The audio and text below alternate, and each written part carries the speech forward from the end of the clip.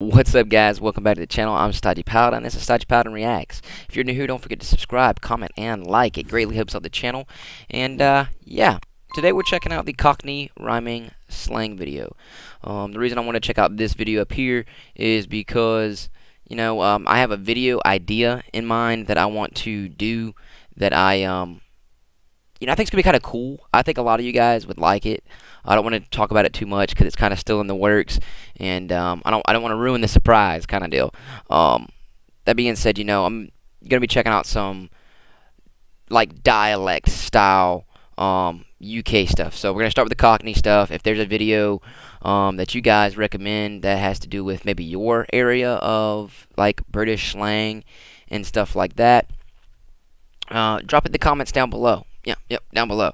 Let me know. Because I want to check a couple of them out, which is going to help me with a video idea that I have that I think you guys are going to love, coming out soon.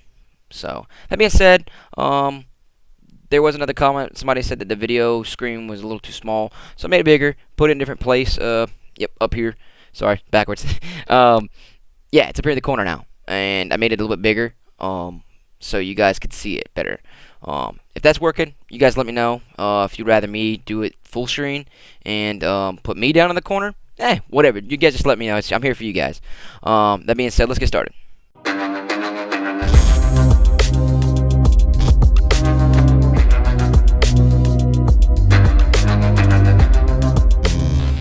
YouTube artificial intelligence bots, please don't demonetize me. This video has nothing to do with Brexit, and there's absolutely nothing offensive about the word Cockney. Today I want to examine a unique and extremely creative form of English slang called Cockney rhyming slang. Cockneys are traditionally defined as people living within earshot of the Bow Bells of the St. Mary-le-Bow Church in the East End of London. But the term Cockney has come to refer to working-class Londoners in various parts of the city and surrounding areas. Cockney rhyming slang was first mentioned in a book published in 1859 and had probably begun to be used in the 1840s. So what the heck is it? Okay, I'll give you the most basic and cliché example of Cockney rhyming slang. I went up the apple and pears. The phrase apples and pears is a substitute for the word stairs. So you take a word that rhymes with the original word and then use it to create a pair of related words. That pair of words now represents the original word. In this That's pretty interesting. So I guess you can use any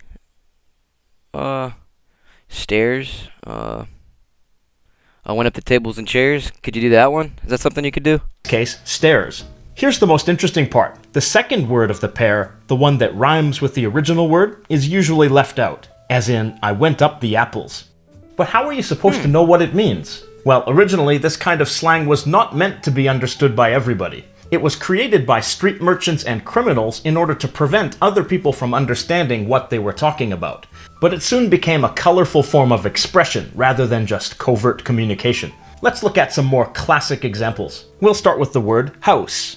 A rhyming word is mouse. A complementary word is cat. So cat and mouse means house. I went inside the cat and mouse and up the apple and pears. It's theoretically Yeah, so I went inside the house and went upstairs. possible to shorten both of the rhymes and say the sentence, I went inside the cat and up the apples. but it would probably be said the long way in order to be less confusing.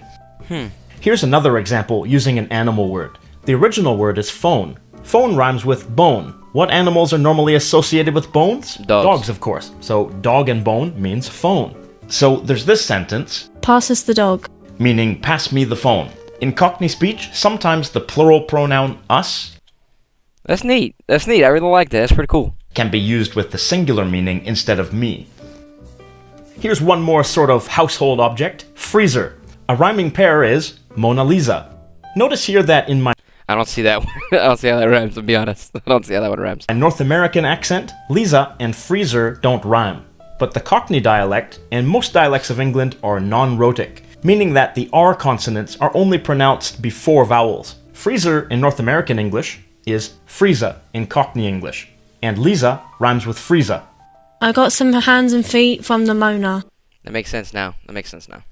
This sentence seems a bit strange. You've got hands and feet in your freezer? Well, no, actually, that's another piece of rhyming slang, meaning meat. But speaking of hands and feet, here we have a pair of Germans. German what exactly? German bands, and bands rhymes with hands.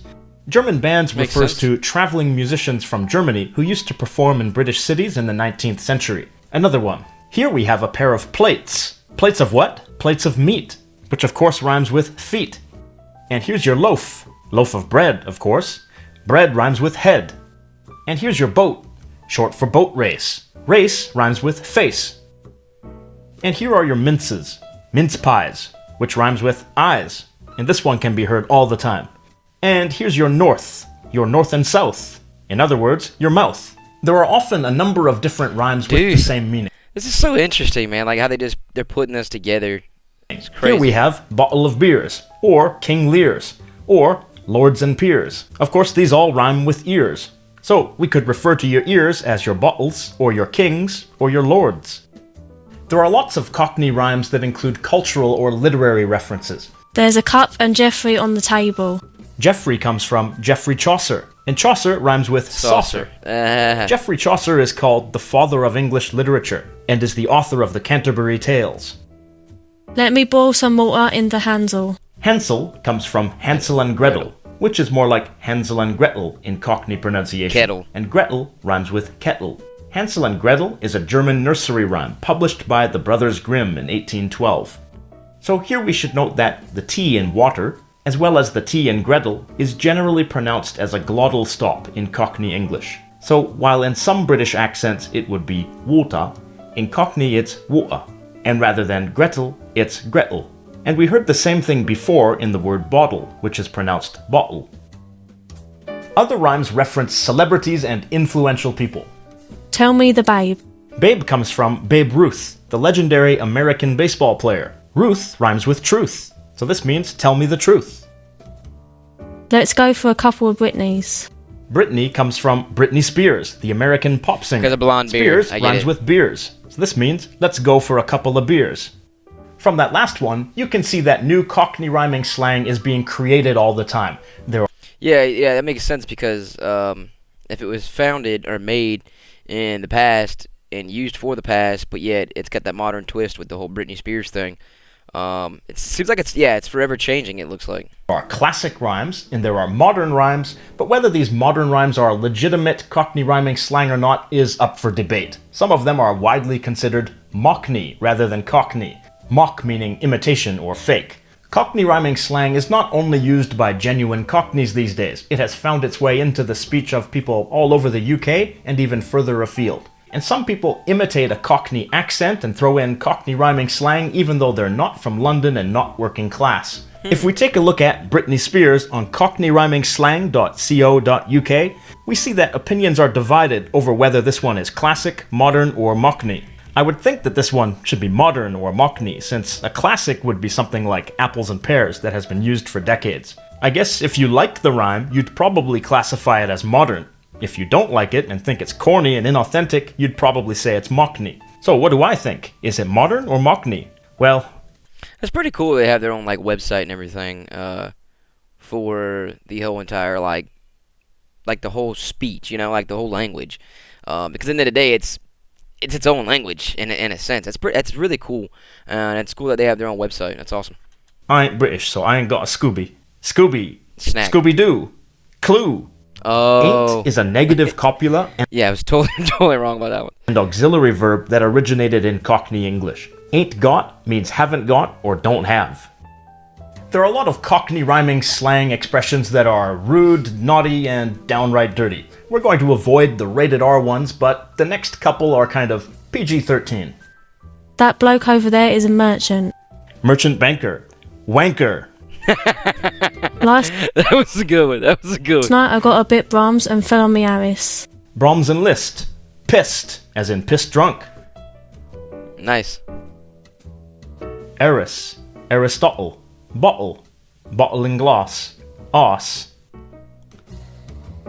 That's To finish fucking- this video, That's deep, dude. That's like, I feel like you gotta be like really witty and like on your stuff to keep up with some of this, man. I'd like you to practice the pattern of Cockney rhyming slang by creating your own Cockney rhyme. To all the genuine Cockneys out there, I'm sorry for the sacrilege. I know that I'm encouraging large-scale mockney, but it's all for the purpose of understanding the pattern of genuine Cockney rhyming slang. So remember the pattern. Take a word, like socks. Find a rhyming word, blocks. Add another word to make a pair, Lego blocks. Then take away the rhyming word, Lego. Then in the comments, write a sentence that gives some context so we can guess the word. My feet were cold, so I put on me Legos.